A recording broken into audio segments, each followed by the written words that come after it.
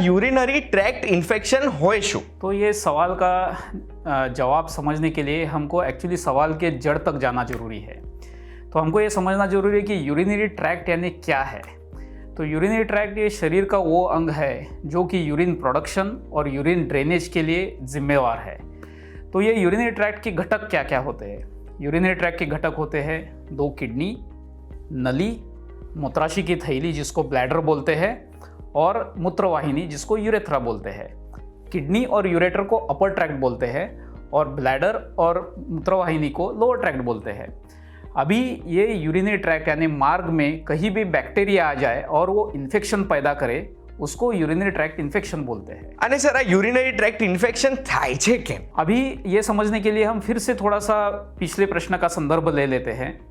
अपर urinary tract यानी kidney और ureter में जब भी कोई दूसरी बीमारी हो, जैसे कि पथरी हो या कोई भी नली में साकड़ापन हो, जिसके साथ साथ पेशेंट में और कोई बीमारी हो जैसे कि डायबिटीज़ हो या किसी को ट्यूबरकुलोसिस हो, जिस किसी का इम्यूनिटी कम हो, ये सब एक साथ मिलके अपर ट्रैक्ट यूरिनरी ट्रैक्ट इन्फेक्शन हो सकता है।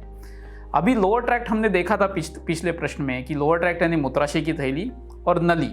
तो इनमें पुरुषों में, स्त्रियों में और बच्चों में वो होने के कारण अलग अलग हो सकते हैं। हम पहले पुरुषों का कारण ले लेते हैं। पुरुषों में कॉमनेस्ट कारण, सबसे सामान्य कारण ये प्रोस्टेटिक इन्फेक्शन है। प्रोस्टेट में अवरोध हो तो हो सकता है, मूत्राशय की थैली की पावर अगर कम हो जाए तो हो सकता है, या मूत्रवाहिनी या यूरेथ्रा में अटकाव हो तो हो सकता है।